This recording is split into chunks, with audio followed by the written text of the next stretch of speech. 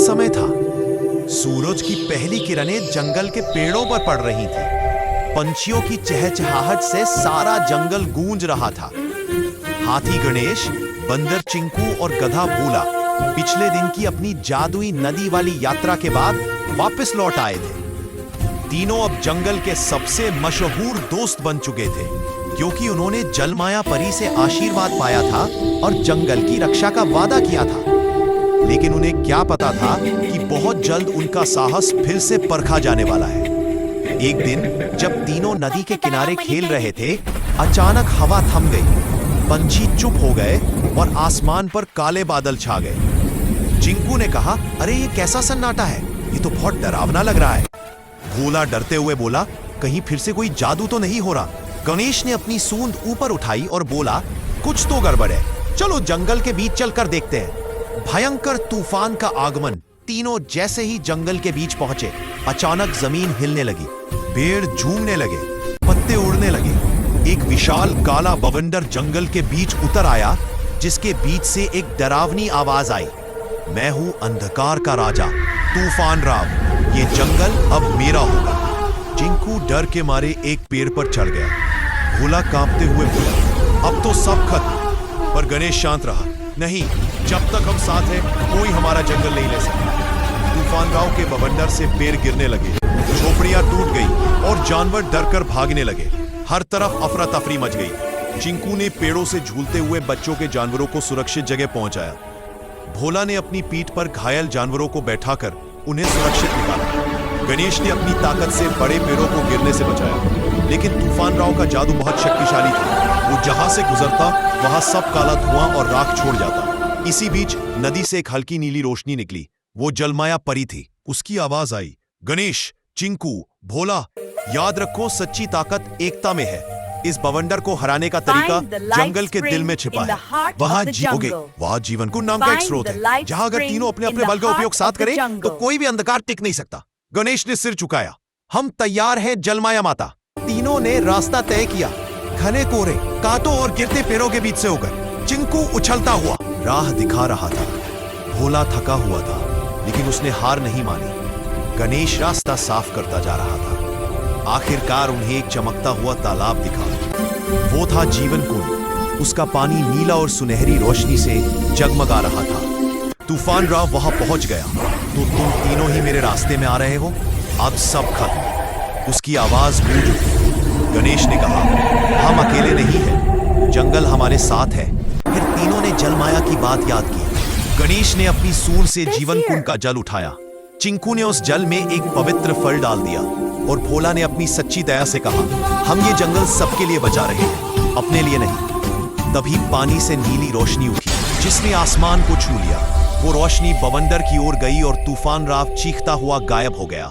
जंगल फिर से हरा भरा हो गया। पंछियों की आवाजें लौट आईं। सब जानवर बाहर आए और तीनों दोस्तों को नायक की तरह गले लगाया। अगले दिन सूरज उगा, नदी फिर से चमक रही थी। जलमाया परी फिर से प्रकट हुई और बोली, तुम तीनों ने एकता, साहस और दया का सच्चा अर्थ समझा है। अब तुम जंगल के रक्षक कहलाओगे। गणेश मुस्कुराया, हमने सीखा जब दोस्त साथ हों और कोई अंधकार नहीं टिक सकता। भोला बोला, और अगर डर लगे तो दोस्ती ही सबसे बड़ा जादू है। चिंकू उछल पड़ा, यस, अब अगला एडवेंचर कब शुरू होगा? सभी हंस पड़े। जंगल फिर से गूंज उठा, तीन दोस्तों की जय, एकता की जय। जंगल में आज का माहौल बहुत प्यारा था। आसमान में पूरा चांद चमक रहा था। पंछी अपने घोंसलों में थे और तीनों दोस्त, हाथी गणेश, बंदर चिंकू और गधा भोला, नदी किनारे बैठे बातें कर रहे थे। चिंकू ने खुशी से कहा, देखो ना, आज का चांद कितना सुंदर लग रहा है। भोला मुस्कुराया, हाँ, और उसकी रोशनी में जंगल कितना चमक रहा है। गणेश बोला, प्रकृति का यह सौंदर्य ही हमारी असली दौलत है। तीनों ने ठंडी हवा में आंखें बंद की, पर तभी अचानक हवा बंद हो गई। चांद की रोशनी झपकने लगी और कुछ ही पलों में पूरा चांद गायब हो गया। पूरा जंगल अंधेरे में डूब गया।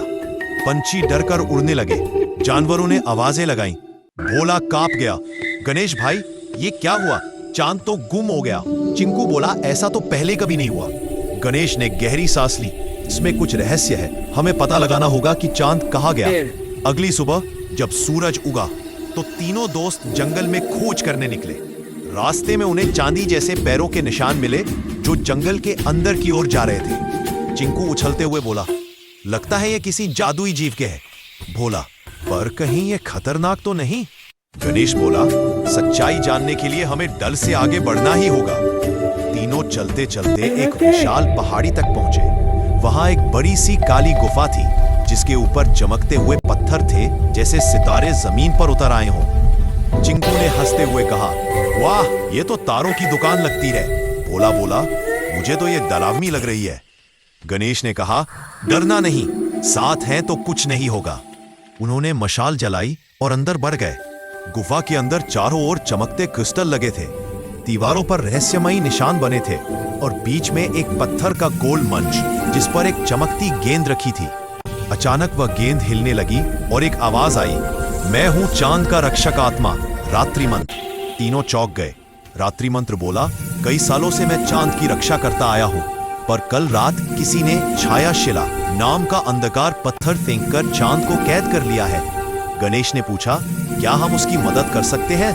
आवाज आई, हाँ, लेकिन केवल सच्ची दोस्ती की शक्ति ही उसे मुक्त कर सकती है। जहां छाया शिला रखी थी वहां पहुंचने के लिए उन्हें 3 परीक्षाएं पार करनी थी। 1 अंधकार की भूल भुलैया, 2 साहस की नदी और विश्वास का पुल। पहली परीक्षा, अंधकार की भूल भुलैया। जैसे ही वे आगे बढ़े, रास्ता घूमने लगा। हर दिशा एक जैसी दिखने लगी। चिंकू ने डरते हुए कहा, अब कौन सा रास्ता सही है? गणेश बोला, डर नहीं, अपनी सूंड से हवा की दिशा महसूस करो। जहां ठंडी हवा हो वही रास्ता सही। और सच में हवा ने उन्हें बाहर का रास्ता दिखा दिया। दूसरी परीक्षा, साहस की नदी। अब सामने एक तेज बहती नदी थी जिसके ऊपर पत्थरों के टुकड़े थे। भोला कांप गया, मैं तैर नहीं सकता। चिंकू बोला, कोई बात नहीं, मैं तुम्हें पकड़ लूंगा। गणेश ने सूंड से दोनों को ऊपर उठाया और धीरे धीरे नदी पार करवाई। सबने एक दूसरे की मदद से यह परीक्षा पार की। तीसरी परीक्षा, विश्वास का पुल। आखिर में एक अदृश्य पुल था, दिखता नहीं था पर उस पर चलना था। गणेश ने कहा, हमें अपने दिल पर विश्वास रखना होगा। तीनों ने एक दूसरे का हाथ पकड़ा और कदम बढ़ाया और जादुई रूप से पुल उनके पैरों के नीचे बनता गया। पुल पार करते ही वे उस जगह पहुंचे जहां छाया शिला थी। एक काले पत्थर में चांद की हल्की सी झलक कैद थी। गणेश ने अपनी सूंड से पत्थर पर वार किया। चिंकू ने अपनी पूंछ से उसमें दरार डाली और भोला ने पूरी ताकत से लात मारी। अचानक एक तेज रोशनी फैली, पत्थर चटक गया और आसमान में चांद फिर से चमकने लगा। गुफा में चमक फैल गई। रात्रि मंत्र बोला, तुम तीनों ने साबित किया कि सच्ची दोस्ती सबसे बड़ी ताकत है। गणेश मुस्कुराया, जहां एकता होती है वहां अंधकार हार जाता है। तीनों बाहर निकले और पूरा जंगल फिर से चांदनी में नहाने लगा। भोला बोला, अब तो मैं चांद से भी दोस्ती कर लूंगा। चिंकू हंस पड़ा, बस उसे केले मत मांग लेना। सब हंसने लगे।